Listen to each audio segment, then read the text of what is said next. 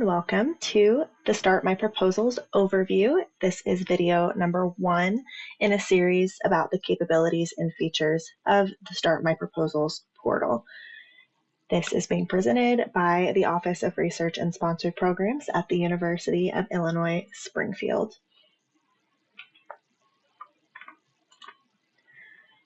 To start, no pun intended, I will be explaining what Start My Research is, which is the umbrella term for the system-wide tools for administration of research and training. Start My Proposals does fall under this umbrella, as does the Start My Research portal, as well as the My Disclosure for annual reporting of non-university activities. This training is really just focusing on my proposals.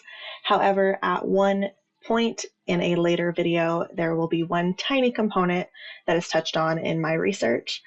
And all of these things work together to integrate administrative, financial, and compliance information into one place and provides a record of grant activity. All of this training will operate under the assumption that all sponsor-required documents have already been created, developed. They are in their most final version.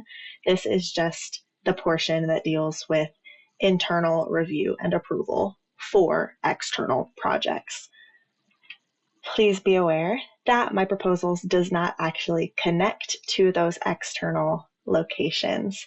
We will review them internally. We will assist with external submission, but this piece of the puzzle is really just for internal approval and routing.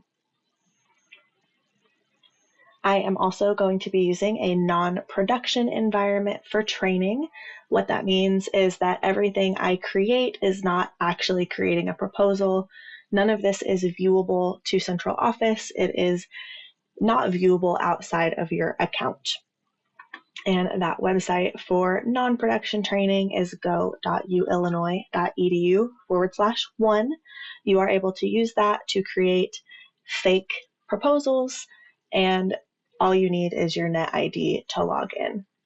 If for any reason you do not have access, please contact your unit security contact so they can get your login connected to my proposals. To create actual proposals, you would go through the My Research, My Proposals portal. Again, non-production, production. One thing to note is that even in the training environment, email notifications are live. In all of my training, I will not be adding another personnel because it will actually send them an email, which if they're not expecting could really throw them off. So everything will be assuming that I am the principal investigator without any other co-investigators. I will not be using the browser's back arrow. There is a back button in the portal that I will be utilizing so that everything actually saves within the portal. And after saving, especially outside of the non-production environment, make sure you select the close button before logging out or exiting the browser. Without specifically hitting close and save, the portal will administratively lock the document and others will not be able to make edits or approve the document. Once on your homepage, there are several options that are consistently available on this taskbar, such as your action list.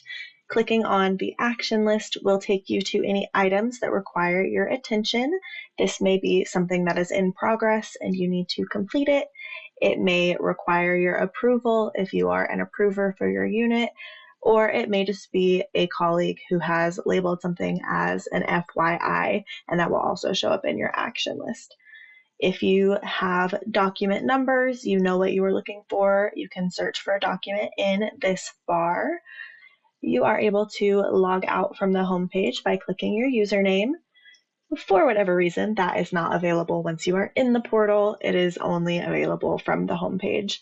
And there is also a help button that will take you to the My Proposals help page.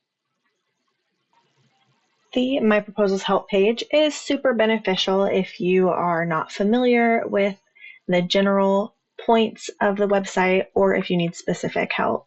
There is a basics tab. You can look for sponsor help, key personnel. All of these tabs that I'll be going into also have their own help page through AITS.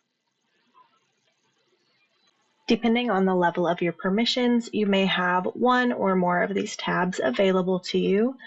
I am only going to focus on how to initiate or create a proposal in this video, though there are many other capabilities.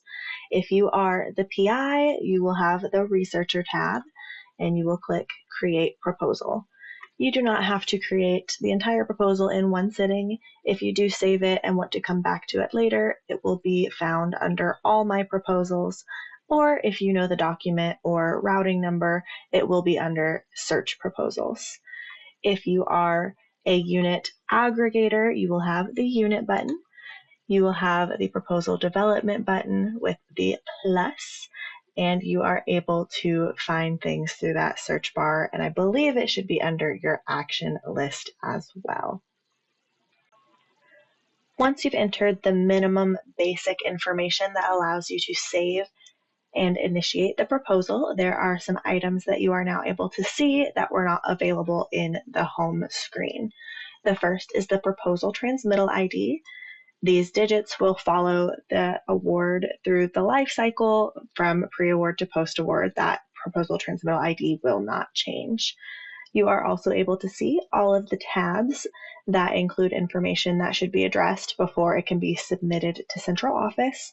And there are several items that are available in a persistent menu throughout the different tabs. You will notice that the buttons that were available on your home screen are still available throughout the duration of your work in the portal. However, this summary page is now available. You can see the document number, which is different from the transmittal ID, the initiator of the portal, what the status is. Once a PI is added, that will fill it in, when it was first created, when it was last updated, the proposal number, which is the transmittal ID, and then the sponsor that was entered at initiation. You can view the item in the My Research portal. This is not live in the training view, but this will be very important after everything has been included and uploaded and entered. Central Office Contact, clicking that will show you who is receiving the notifications that this has been submitted. Data validation defaults to off, which you do not want it on until you are almost done. This will show you all of the items that are either preventing you from submitting, or it will issue warnings if it thinks you need to address some items. This will turn on automatically when you attempt to submit, as it will tell you if anything is preventing it from being submitted. If for any reason you need to duplicate your proposal, you would hit that copy button, and you can determine if pieces of it carry over to the copy or if the entire thing is duplicated. This is really helpful if you started a submission and you chose the wrong lead unit, as that is the only item that cannot be transferred over. That will save you a lot of upload steps.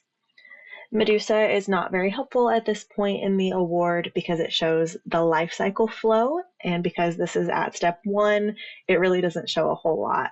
But as you add more to the life cycle of the grant, Medusa can be more helpful. If you need to provide a direct link to whatever page you are on, you can click that and share with those that do have access. And then this help button is different from the help button here, and it will take you to those very specific links on the AITS page. If you click the help button up here, you can navigate to these tabs, but these will take you directly to the link. I am concluding the overview of Start My Proposals. For additional information, there are going to be 8 other parts that dive into each of the required tabs within My Proposals.